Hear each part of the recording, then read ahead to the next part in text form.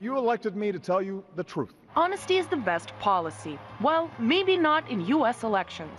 2 words define why people hate America: double standard on everything. This presidential election season, these 2 words are back in full swing.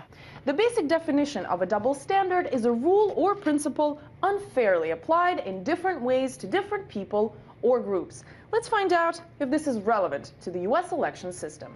Respecting every single vote is key in a democracy. Yet, voter suppression is alive and well in the U.S. Given the way that citizens are kept away from the voting booth by rules that are meant to keep away a certain segment of the population, we have a lot of nerve, frankly, criticizing other countries for the way they run their democracies. From questionable voter ID regulations to shortened early voting time slots to gerrymandering or redrawing congressional district lines to favor a certain party, laws affecting voters' rights are passed left and right and vary state by state.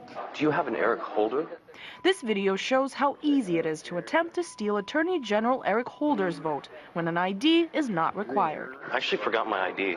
You don't need it, it's all right. Yet places that do ask for a government-issued photo ID can affect over 10% of Americans that simply don't have one. There's an attempt to prevent large numbers of people from actually exercising the ballot. Election monitors usually serve the purpose of keeping track of indiscrepancies. And while the U.S. likes to keep a close eye on the way elections are handled abroad, We have the right to monitor other people's elections, of course, and if they don't do it, then clearly they're cheating, it's not democracy, it's rigged, it's a dictatorship, what the hell. the need for monitors at home is vastly undermined. When you're looking at an election where the votes are counted in public by humans, that's the kind of election that it's possible to observe.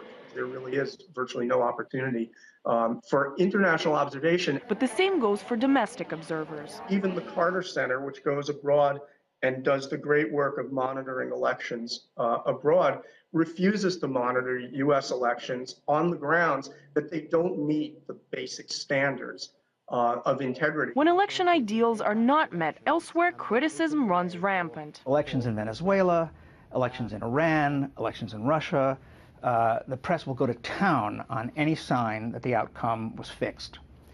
You know, regardless of whether the evidence is sound, they'll just go crazy. And while nitpicking abroad is all the rage, the elephant in the room remains unnoticed at home. I promise you that the evidence that they use to scream and yell about the outcome in those countries is usually a whole lot weaker than the evidence of election theft in this country. The good news, not all of the hypocrisy goes unnoticed. Our policymakers, and to a great extent our media, and trickle down to the American people, they literally think that the rest of the world is stupid, that they don't see it, that everybody naturally has to admire us, that we're great, and it's not the case. While obvious flaws are met with a deaf ear year in and year out, a flawed election process continues to be the first vote cast in the U.S. Anastasia Churkina, RT, New York.